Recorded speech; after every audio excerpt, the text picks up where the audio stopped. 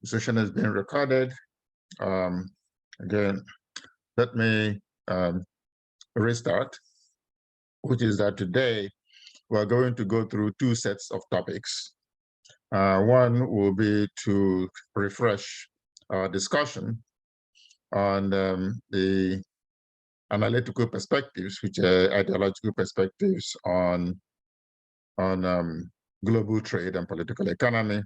And then we're going to talk about the institutions that facilitate global trade and political economy.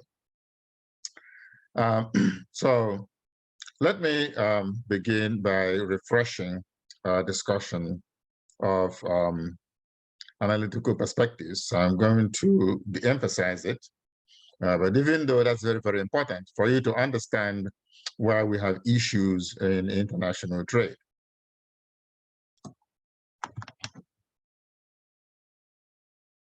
I'm going to share my screen.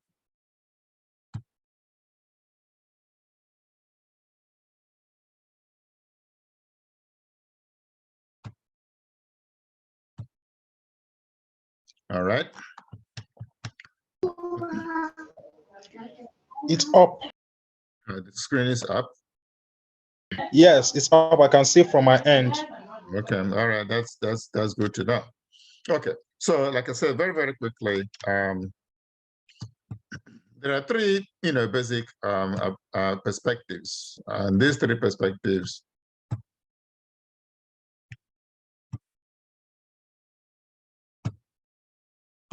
these three perspectives are mercantilism, and there is also the liberal perspective, which is essentially called liberalism, and then you have the historical materialism. Okay. Now, each of them is based on certain theories of political power, and which affect the way that each proposes the perspectives they have about trade between nations. Now, mercantilism is based on what is called a realistic theory of political power. And in realistic theory of political power, each participant in kind of a political situation tries to achieve domination, and that domination means that one side will simply control the process, and the objective is to maximize the benefit to one side, to their side. So if we look at countries broken up between the industrial nations and the non-industrial nations, between what they call the first world, the emerging nations, and also the so-called third world, you find out that the big powers, the big economic powers, want to dominate the process. And so they become exploiters, or so to speak. They try to achieve trade balances that favor them and do not favor others. And the whole idea is simply that they believe that any kind of relationship between any group of constituencies is a zero-sum game. One side's gain is another side's loss. You just cannot have both sides gaining. It doesn't work that way. Now, you may not agree with it, but that is what they believe. Okay. Now, the other theories that we have, and I'm going to go back to it.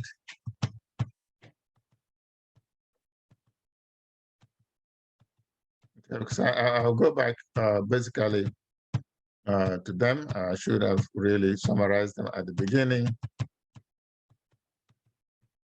Okay, so we have the liberal perspective, okay? Liberalism. Now, liberalism is based on a theory, what we'll call rational theory, okay? It's a rational theory. Rationality or rationalism, whichever way you want to call it, the rational theory simply believes that cooperation is going to lead to a win-win situation. In the sense that if we cooperate, then you do what you know how to do best, and I do what I know how to do best. And in the end, if you do what you know how to do best, what happens? What happens is you might produce 10 chickens and 2 apples if you do it all by yourself. And I might produce 12 apples and 1 chicken. But if we cooperate and you leave apples alone and I leave chickens alone, then instead of 22 chickens, we'll produce 40 chickens, and you can produce 50 apples.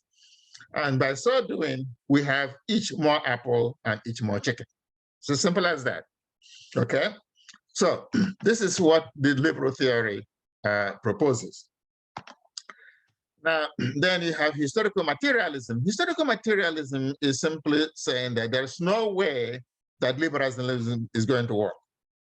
That what has happened over time is that you have a situation where there's an exploiting group and an exploited group, okay? And in our modern world, you call it the capitalists and the working class. And what has happened over time, though, is that you begin with a primitive form of accumulation, for example, slavery, or even hunting and gathering. But what happens is that over time, each system of production produces internal contradictions. And what really happens is that you have a powerful group and a non-powerful group, an exploited group and an exploiting group. And then there's a struggle.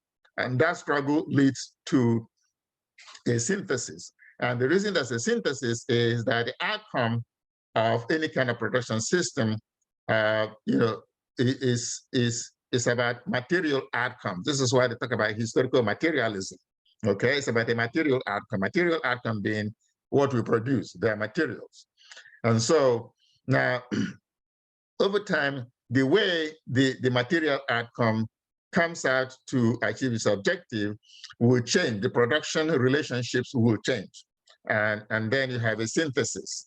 And that synthesis is what they call historical materialism, which is a compromise between the old system and the new system. And then the compromise will now begin to be the system.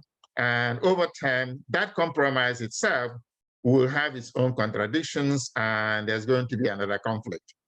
And ultimately, what we're going to achieve is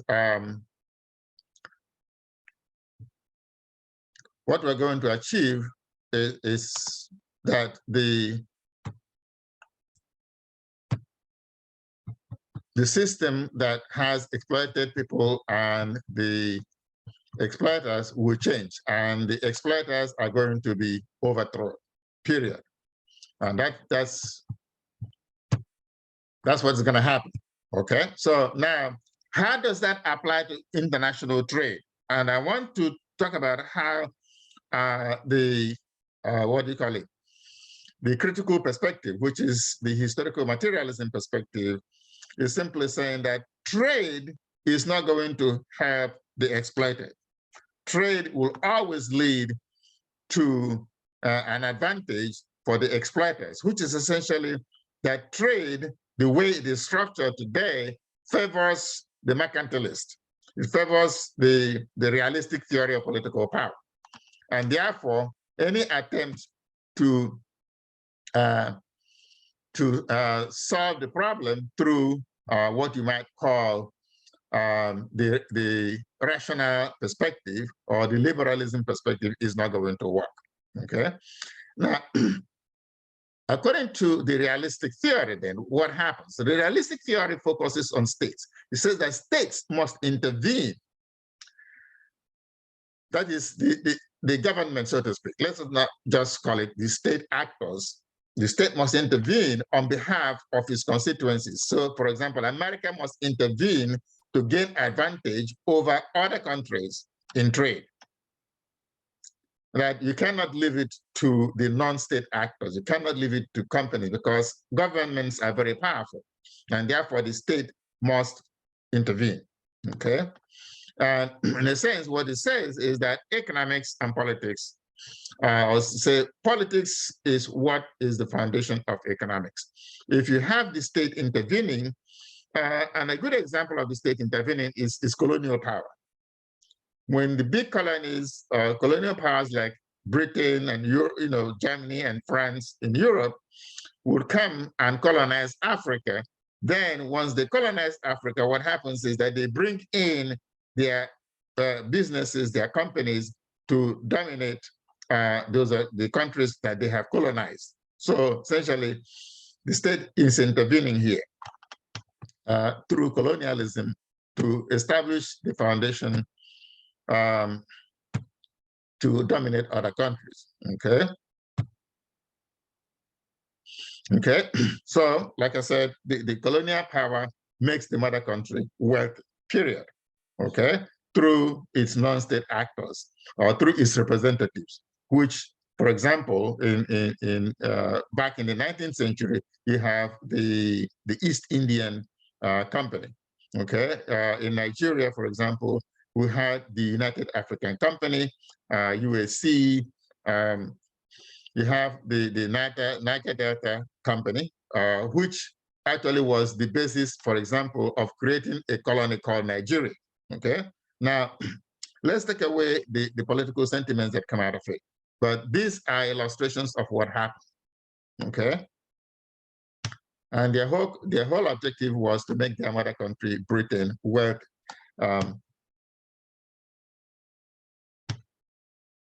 Okay. And of course, by making the mother country wealthy, what happens is that the balance of trade is favorable to the mother country. Okay, they export more and they import less.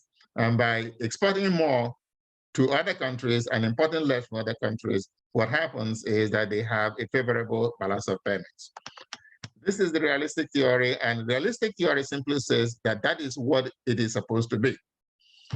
Now, whether you eventually achieve it, well, like I said, establish colonies, control and regulate trade, okay, export raw material and resources from the colony to the mother country. And this is what actually was happening, okay? Export finished products from the mother country to the colony. Even before America gained independence, that was a very big issue, okay? That was a very big issue between the Americans and the British. So it's not even just an issue that the Europeans were imposing it on Africans, but even Europeans were imposing it on themselves as long as the other Europeans were in a different territory, just like the Americans, the white Americans were in America.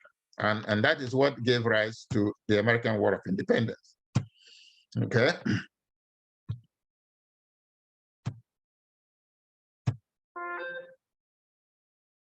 Okay, and these are some of the historical information that you might want to look at.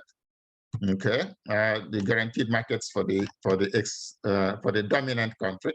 Okay, the dominant country is protected from competition from other countries. Okay. Of course, what happened with mercantilism, of course, is that once, and examples of what happens to mercantilism is that you impose tariffs, you impose taxes on imports, and that means that you import less. And why you import less is that imported goods become very expensive to import, and so other countries have limited opportunities to export to export goods to other countries. And when we do it, retaliate against each other, what happens is there's limited trade, okay, between any two countries. Okay. Now, liberalism. Now, liberalism, like I said, is based on what they call rational theory of relationships. That, cooperation does not, in fact, cooperation leads to a win-win situation, which I said earlier, okay? And we can cooperate and be more productive.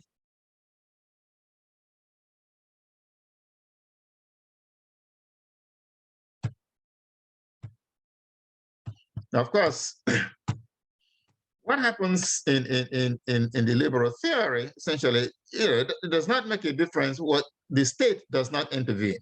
The state only is available to enforce laws or to enforce contracts. Let's take away laws. We make laws about contracts. The state is there only to enforce contracts. And so you still have private ownership. There's still a profit motive. There's a market economy, okay? And so through cooperation, all participants will gain. And this is where you have, Ricardo comes in as an economist, and he believed in comparative advantage, which I had talked about earlier, okay? That is to say, if you produce what you produce best, and I produce what I produce best, we are both in a position to produce more and distribute more among ourselves. So cooperation is not a zero-sum game. Now, but Marxism believes that the nature of economic relationships is necessarily a zero-sum game. And so there's no way that current trade arrangements through liberalism is going to solve the problem of classes exploiting each other, or the exploiting classes will always exploit the masses, the working classes. And so the whole idea of trade is, it's not going to help anybody. All right, so I mean, I'm not going to sit down here and talk about communism as a theory, but I mean, it's an extreme form of socialism, okay? And I will not go through the history of communism, since this is not the main purpose of this class, and I'm not here to criticize the communist system or to support it, okay? But essentially,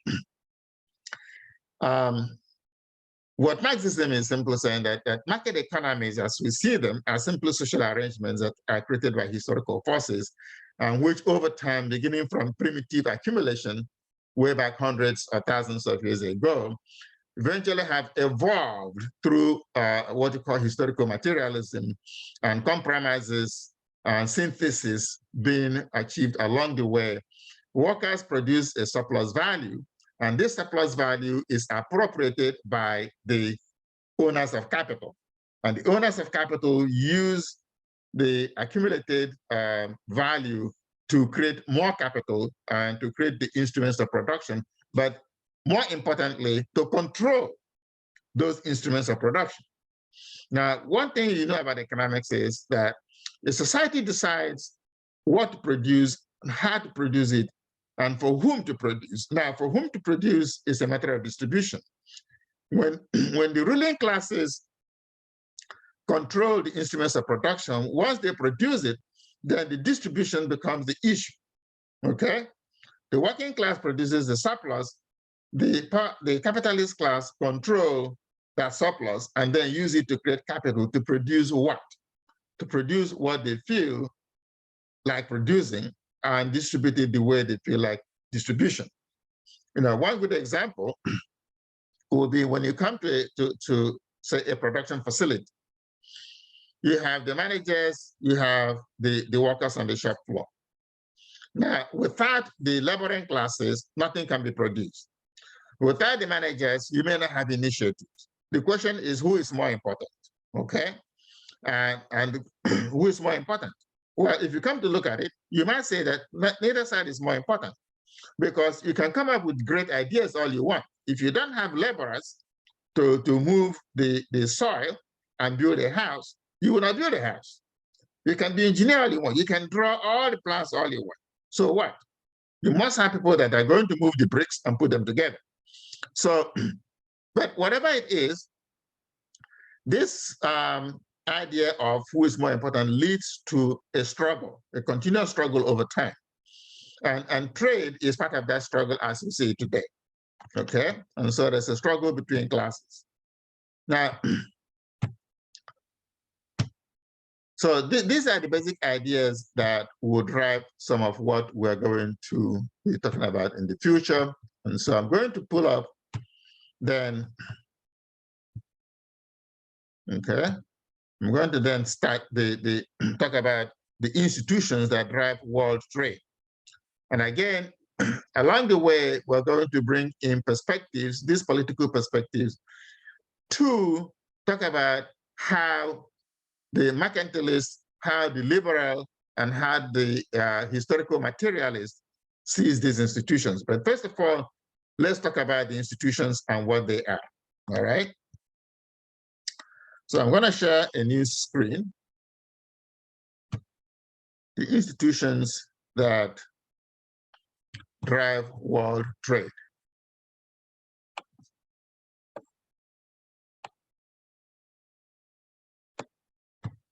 Okay.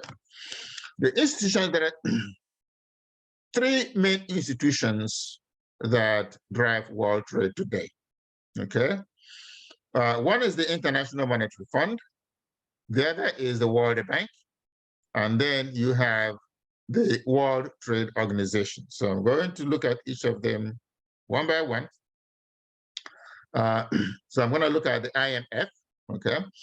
Now, the IMF is an intergovernmental organization that was created back in 1944. Okay. A little bit of the history of it. It was created in 1944. It was an outgrowth of an attempt to prevent the kind of collapse that occurred in the 1930s after the First World War. Now, the First World War ended in 1918. But then, from around the late 1920s, the Great Depression set in, okay? The banking system collapsed, and in the 1930s, you had the Great Depression, okay? And from the 1930s, you had, again, the mercantilist view. What happened was that you had what we discussed earlier, the Smoot-Hawley Act in the United States, which tried to impose tariffs and import taxes on imports as part of the mercantilist view. So what happened then that other countries retaliated, and it simply made a bad situation worse. So when the Second World War was about to end, the big powers met, okay, at a place called Bretton Woods, I believe in France, to set up the International Monetary Fund, so as to prevent the kind of financial collapse that occurred as a result of the Great Depression in the 1930s. And so in 1946, the International Monetary Fund was created, okay, to support an orderly international currency exchange. Because previously you had the gold standard where everything was denominated in gold, but it was also creating problems with regard to exchange. And of course, gold is something that is limited supply. It does not really represent production. Gold does not represent any production.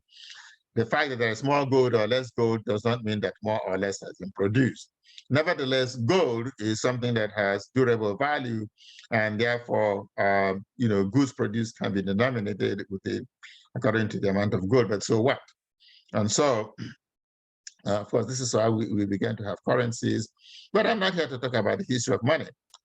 Nevertheless, the IMF was established so as to facilitate trade among countries, okay? And so what are some of the things that the IMF does, okay?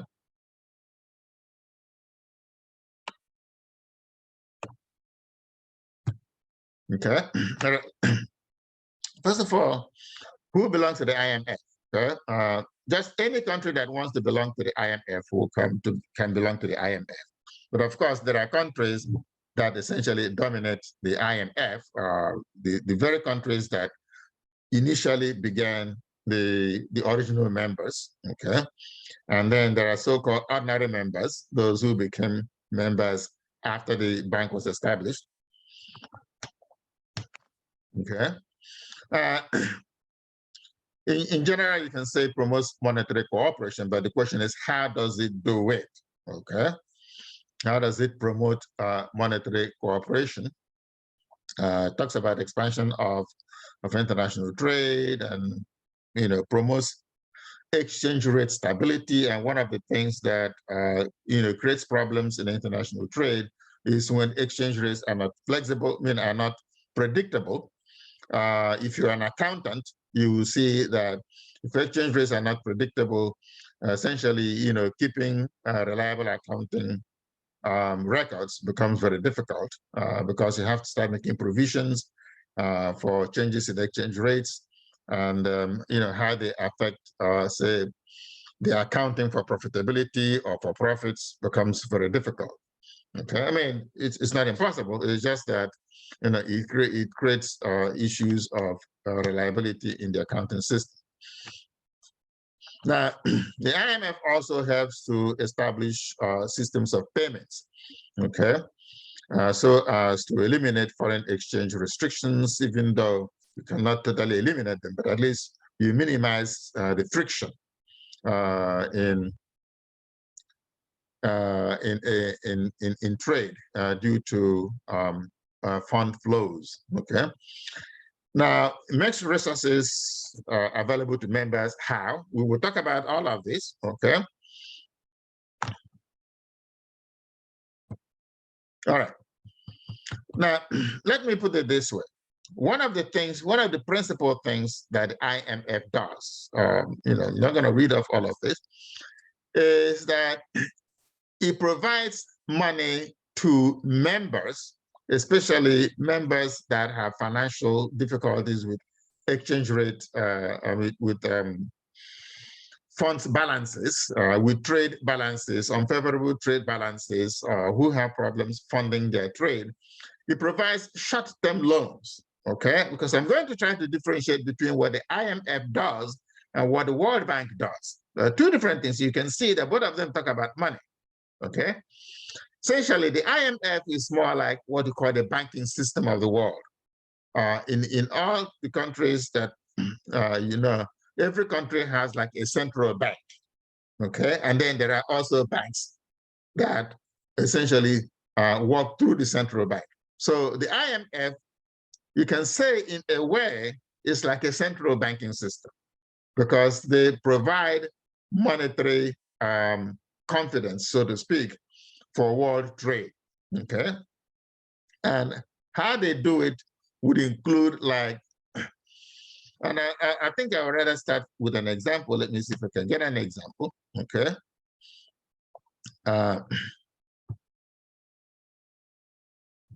Okay, so basically this is what the IMF does, okay?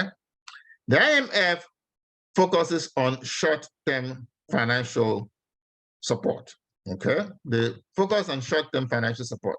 When a country is, for example, has a balance of payments problem, what the IMF does is it comes in and provides a temporary loan so that the country that has a balance of payments problem can overcome its balance of payments crisis. And that way they can participate in trade, okay? But eventually they have to repay the short-term loan, okay? Now, how does it do it, okay? How does it do it? We say make resources of the fund available to members. What does that mean? Given that short-term loan is one way to make resources available, okay? They shorten the duration and lessen the degree of disequilibrium. When a country has an international balance of payments problem, what it does is that it causes problems within the economy. For example, it's not able to import goods. And so it can cause inflation, okay?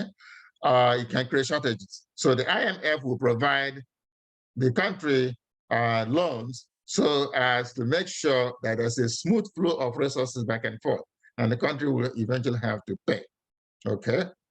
And that enables the country to have exchange rate stability, because when a country has a balance of payments problem, then its exchange rate could really like go up the roof, okay?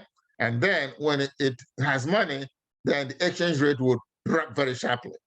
And so what the IMF tries to do is to have a stability so that exchange rate does not fluctuate unnecessarily. Now, by so doing, also, if the country cannot import capital goods, capital equipment, what happens? What happens is that it will slow down its growth. When it's able to import capital equipment, what happens? Then it can continue to grow. But if its balance of payments goes up and goes down in an unstable fashion, then investment becomes unpredictable, and employment also becomes unpredictable. And so the IMF tries to help with short-term loans so as to create stability in the financial system.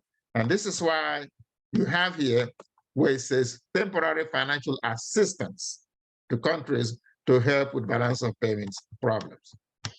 Okay, so, and of course, in order to assist, especially developing countries, the IMF also conducts research on behalf of these countries or inside these countries, and they monitor the economic and financial developments and policies, and they also prescribe policies. These prescriptions have sometimes created problems, okay? And I'll give you an example. In Nigeria, there was this thing called Structural Adjustment Program, where the Nigerian government was advised to lift import taxes, to also remove subsidies. They give all kinds of advice to countries as a means of resolving their problems. So they do some research. Well, the question is whether the research they do and the prescriptions they make are acceptable. Sometimes they're acceptable, sometimes they give rise to other conflicts, okay? I mean, they also provide training. If you don't know how to implement it, we will help you.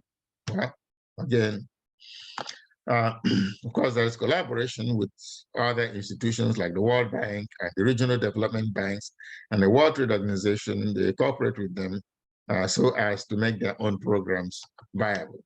Okay, but when we talk about the World Bank, then we're going to talk about how the IMF could collaborate with the World Bank. Okay. Now, how does IMF get its money? Okay. Well, very simple. The loans that the IMF gives to members comes from contribution from among its members. So it's not, the US, of course, is very prominent in it, but contributions from among members is the source of the loan. Then, of course, we have the World Bank. Okay. Again, the World Bank and the IMF were created at the same time with different objectives, okay? And the objectives, like I said, the IMF provides short-term loans to help countries to overcome temporary balance of payments problems, temporary. But the World Bank is focused more on long-term development. Let us say that, and I'll give you a very good example here. If you think about good roads and bad roads, okay? If you have bad roads in a country, what happens? What happens is that the country could import vehicles, and vehicles that will last 10 years, say in Germany, will last only 3 years, say in a country that has bad roads, okay? So a country then can go to the World Bank and say, we need to build better roads so that we can transport goods from one part of the country to the other. We need to have a railway system so we're able to transport goods cheaply from one side of the country to the other. We need to build a dam so as to provide electricity and irrigation. Now, these are the kinds of things that the countries might need in order to really establish infrastructures for development. We need to have hospitals so that people can get well when they are sick, so they can work, because sick people do not work. And so now, the country doesn't have the money to do it, and they go to the World Bank, of course, develop a plan of action, and then the World Bank will lend them money so as to be able to import the necessary machinery or the materials to, say, build a good road or build a railway system or build the hospitals and what have you. So this is what happens. Now, how do they get this money? Okay, the money comes from members, and let us say that they now go to the World Bank. The World Bank lends them money for this long-term development.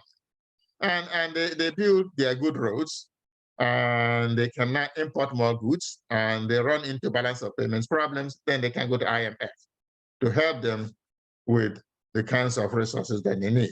Okay, if they run into balance of payments problem. If they do not run into balance of payments problem, no issues.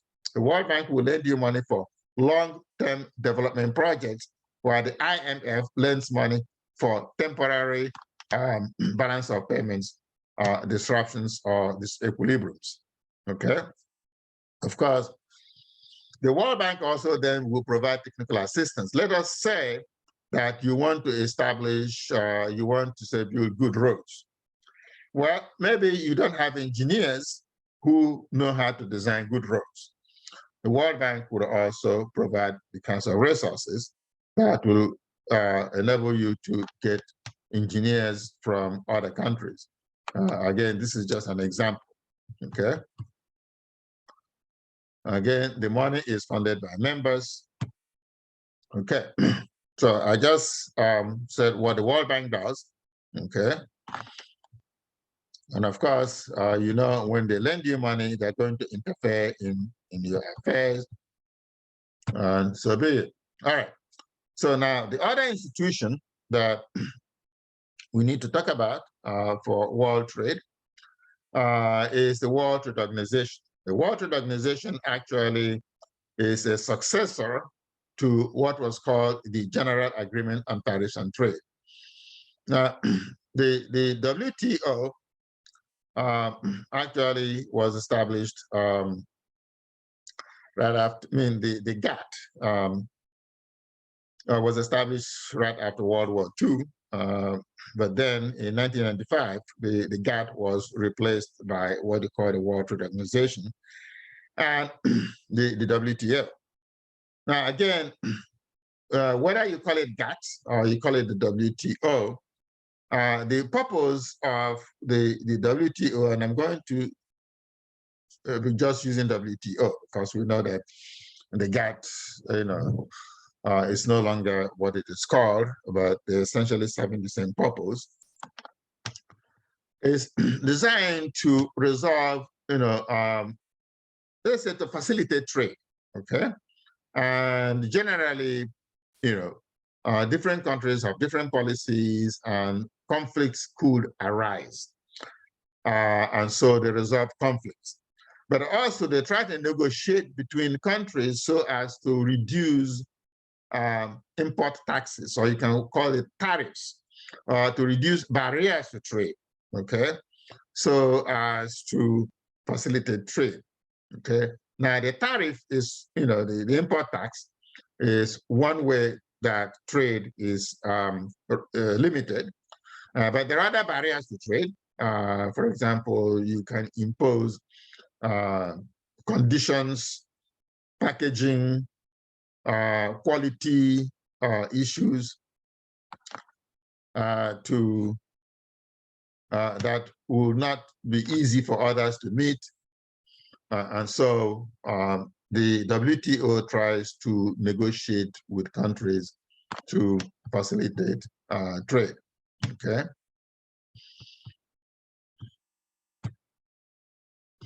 Now, what has happened through WTO and GATT, as it was called, is that there have been different rounds of negotiations. So the Uruguay round that was way back then has been succeeded by the Doha round. The Doha round is still going on, okay? The Doha round have been focused on agriculture. okay, and trying to increase market access for agricultural goods, also to eliminate export subsidies, because many countries provide subsidies to the agricultural sector so they can export their agricultural products to other countries. And so the Doha round has really been so much involved in, trying to negotiate quite a bit of the conflicts arising between countries regarding agricultural exports. I mean, those negotiations have been going on forever. Personally, I mean, I am frustrated that it's practically going nowhere. The rate of progress, in my view, let me not say it's practically going nowhere. It is going somewhere, but the rate of progress has been very, very slow. And negotiations regarding agricultural products are really very, very touchy. Okay, and one thing you can understand is when you export agricultural products, especially raw agricultural products from one country to another, especially it's food, there is also the danger of bringing pests of one country into another that may be difficult to control. One rather, I would say, interesting example is that some people say imported pythons, the snake from Burma in Asia, and they have become a menace in Florida. The killing and eating a lot of the natural animals in parts of Florida, and so they've become a menace.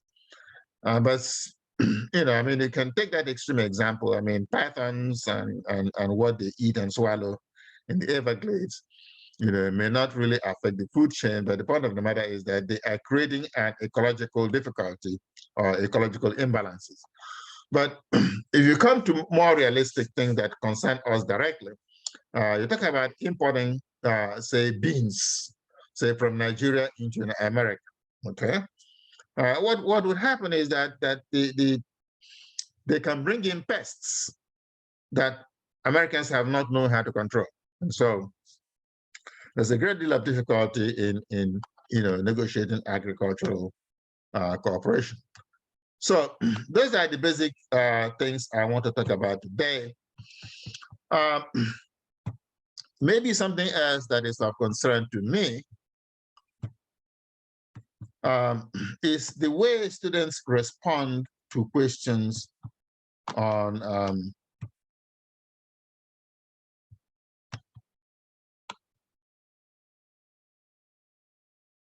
let me see if I can bring up some of those questions.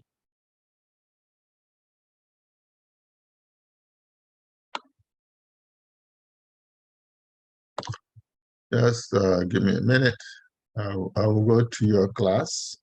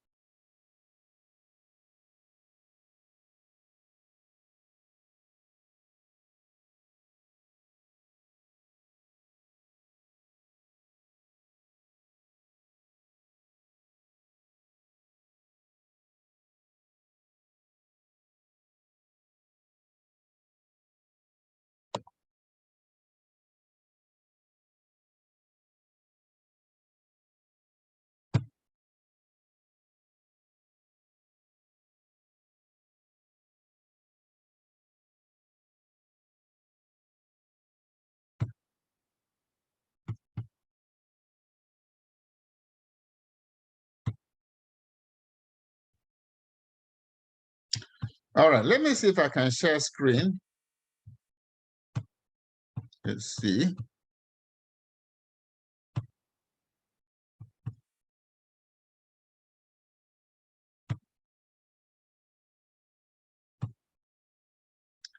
Okay, are you seeing my screen? Hello? Yes. Yes, I can see from my side. Okay, all right. You see, like this question about IMF, okay? It's easy for somebody to discuss how does the IMF achieve its goals. Now, so why do you think that governments of developing countries actually hurt their people instead of the IMF? Okay. This is the kind of question that I try to get students to really look further than what you see in those quick PowerPoint slides. Okay. Very often what happens is that when the IMF gives these temporary loans, the question that arises very often is whether the governments use them properly. Okay. I remember there was this structural adjustment program that took place in Nigeria way back many, many years ago, more than 20 years ago. And the charge was that the governments get corrupt and the money is not used properly. Okay. And so when you read the literature, when you read the book, try to, get to the to the crux, to the bottom of the issues that arise. Okay, we know basically how IMF does its job, but why is it that very often there's a criticism that the governments or the IMF is not doing those countries a favor. Okay, the other thing that I want to talk about is that I need for everybody to participate. I am seeing some very limited participation. Okay, I'm seeing very limited participation. So please participate because this is the way we're going to have a good class. All right. So having said that,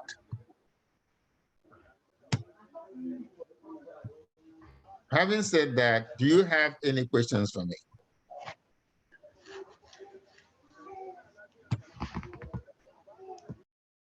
Hello? Hi, we are here. Okay. Thank you very much for the lectures and very clear explanations around this. And for me, I think my best take home this evening is to understand clearly the difference between how the IMF works and how the World Bank works. So I think it clarifies it, despite the fact that we've done lots of work around it, including the assignments. This lecture was very straightforward and made it clear for me. So thank you very much. Really I appreciate don't that. have a yes, sir. I don't have a particular question, but I also thank you for the guidance around the participatory work, that is the discussions. Mhm. One thing that the only area that I would want to find out if maybe we can. I know that those discussions are supposed to happen within a fixed period of time, which you have explained in the past. But maybe I want to plead that the discussions should be left per week. So, for instance, the discussions for this week, we will appreciate if they are there until the end of the week. This is because sometimes, either due to other reasons, one is not able to do, but we usually use weekends to catch up whatever assignments we're not able to do within the week. So so we want to, from my side, I don't know about other classmates, but I will appreciate if the assignments per week are given such that we have the grace of up to the end of the week to finish for each of the weeks. Thank you very much. Okay, that's what I just did right now. I've reopened the discussion on the IMF. I've left everything open so that you can go in and participate. I'm going to make that announcement. And thank you for the request, because it's very, very important that we all get the benefit of everybody's input. So I have reopened the discussions and leave them to the end of the week, and even the assignments. All right. Oh, thank you very Thank much, you sir. very much. That's well appreciated.